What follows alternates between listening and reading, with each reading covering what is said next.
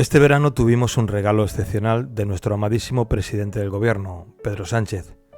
Las votaciones generales, que no elecciones, que ya hemos dicho hasta la saciedad, que si alguien en España me demuestra que elige a alguien, le doy una vuelta a hombros por toda la geografía nacional y sin paradas, palabra de transportista. El caso es que fueron unos comicios marcados por la trampa. Sí, por la trampa. Porque cuando las cosas se hacen desde la premeditación política, la sociedad lo compra y no quiere ver la realidad. Eso entra dentro de un proceso mental que se llama disonancia cognitiva. Eso, para que me entiendas a la perfección, es la sensación de que algo te raya la cabeza. Pero si algo puede vencer a esa disonancia, es el tiempo. La perspectiva de los hechos cuando ya no son recientes, y entonces la claridad que ya ha pasado como las semillas por procesos de heladas y calenturas, asoma su esplendor y se lo dice a comidilla a tu incrédulo cerebro. Y hoy, por ese mismo proceso, muchos sabemos que lo del 23 de julio fue una trampa.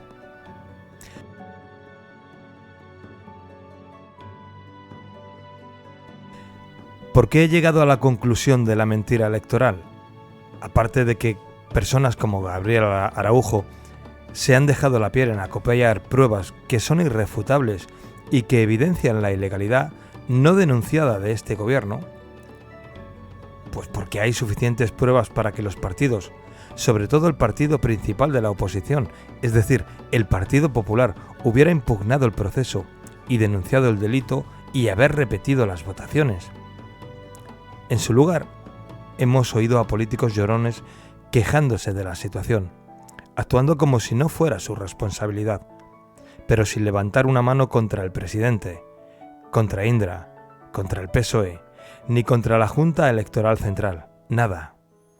Pero nada de nada y nada es nada.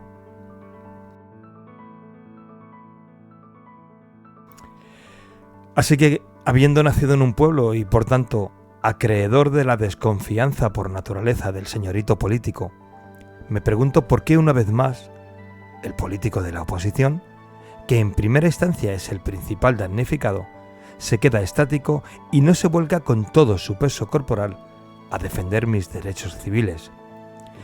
Porque aunque sean pésimas elecciones que no garantizan mi derecho a elegir a representantes, es hoy por hoy la única vía que se supone puedo usar para ejercer el derecho a voto. Este derecho pervertido es la única referencia que tengo para que se me considere como ciudadano responsable de la viabilidad futura política de mi país. Consciente de que no hay libertad política en España, caigo en la cuenta de que mis derechos civiles principales también brillan por su ausencia.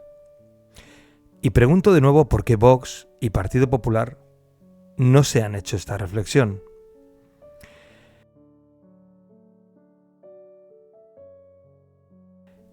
Y diluida entonces mi disonancia cognitiva, es decir, cuando dejo de estar rayado, veo la realidad. Me han hecho dudar de las elecciones generales. Han llamado tramposo a Sánchez, y es verdad. Pero si el sistema electoral es corrupto, ¿por qué ahora en las elecciones gallegas, donde se ha coronado el Partido Azul, debo creer que ha sido una victoria impoluta en un proceso depurado? No me creo las elecciones del 23 de julio, como no me creo estas elecciones gallegas. Me sugiere un pacto entre Partido Popular y PSOE que da la victoria al Popular, destierra a Vox y deja vía libre al proyecto socialdemócrata de la transición. Esto es, que el poder nacional se ha repartido siempre al bipartidismo y el poder regional se ha dirigido por los partidos independentistas. Y oye, todo cuadra.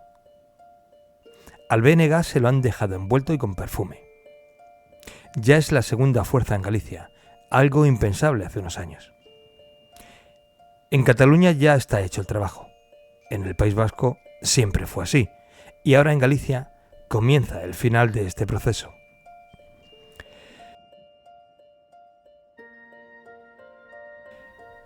Es sabido que el globalismo no quiere una Europa de grandes países y que ciertas tendencias alimentan la atomización geográfica. En España eso ya es una evidencia. Enfrente tenemos una ley fundamental, a la que no me atrevo a llamar Constitución porque no lo es, que no tiene la potencia suficiente para frenar un ataque independentista de 3 regiones tan poderosas en un futuro paupérrimo con los sectores destruidos. Y sin embargo, en España seguimos aún con la idea de formar nuevos partidos, de salir a la calle a pedir al gobierno, es decir, al señorito, que nos arregle lo nuestro.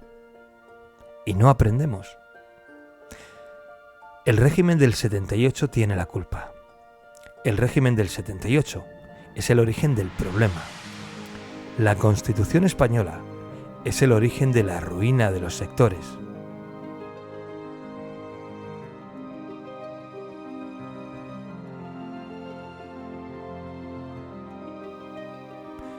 Como en el siglo XIX, pues ahí sigue España políticamente, como en la Guerra de la Independencia, los partidos políticos son los franceses que quieren el poder en España. Y los sindicatos son los ingleses, que diciendo que vienen a ayudar, aprovechan para destruir a las masas trabajadoras que tienen capacidad de reacción frente a la destrucción nacional, y que tienen la capacidad de la revolución política. Somos quienes podemos conquistar alguna vez la libertad política, que no es otra cosa que ser capaces, desde la sociedad civil, de ser protagonistas del destino y de la gestión de nuestra nación. Y entonces, ¿cómo solucionar esta mierda?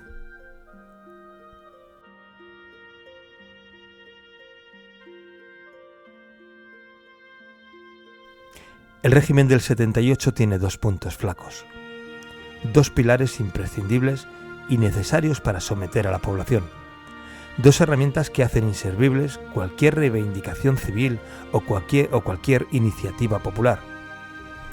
Hace frustrante cualquier acción o demanda de cualquier colectivo y mantiene a la masa sumisa, dormida, doblegada y sin iniciativa. Estas 2 herramientas son la ley electoral actual, que es proporcional y por tanto impide que tengas ni conozcas a tu representante político y no puedas defenderte de nada ni de nadie. Con esta ley electoral actual, los supuestos representantes, cargos políticos, no llevan de carga política el mandato imperativo del pueblo, sino el mandato imperativo de su partido. Entre otras cosas, esto significa que cada diputado nacional es un traidor de facto, pues es fiel antes a la disciplina de voto de su partido que al mandato imperativo constitucional. Un diputado así pone por encima el estatuto de su partido a la ley fundamental de todos los españoles. Y con esta ley electoral actual, lo mires por donde lo mires, tú, querido oyente, y votes a quien votes, llenas los escaños sagrados del Parlamento de la Nación, de la Casa de los Españoles, de traidores.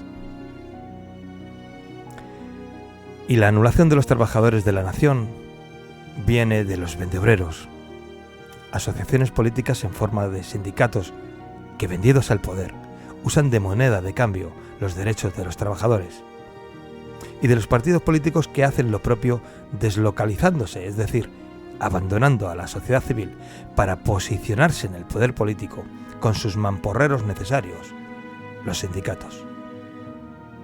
Mira.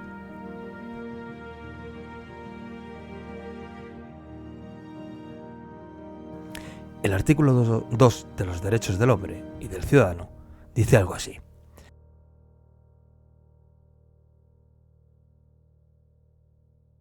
Las asociaciones políticas deben trabajar en pro de la libertad, de la seguridad, de la propiedad y la lucha contra la opresión.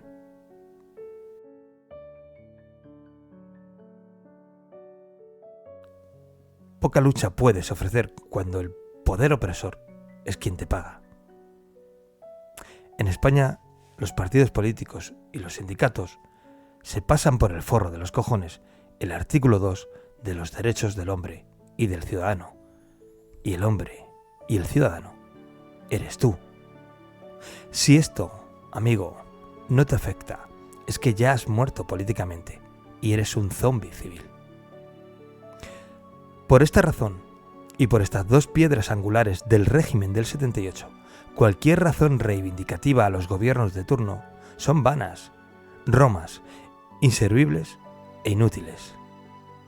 Por esta razón, cualquier iniciativa civil, y más si procede de los sectores, las demandas deberían ser dos, sencillas, simples y contundentes. Dos reivindicaciones. Las dos únicas demandas en forma de derechos civiles, porque se llaman así, derechos civiles, y que se determinan en estos dos puntos. Fin a toda subvención a partidos políticos y a sindicatos. Y 2. Cambio de la ley electoral inminente a una nueva que garantice la representación real y la libertad política en España.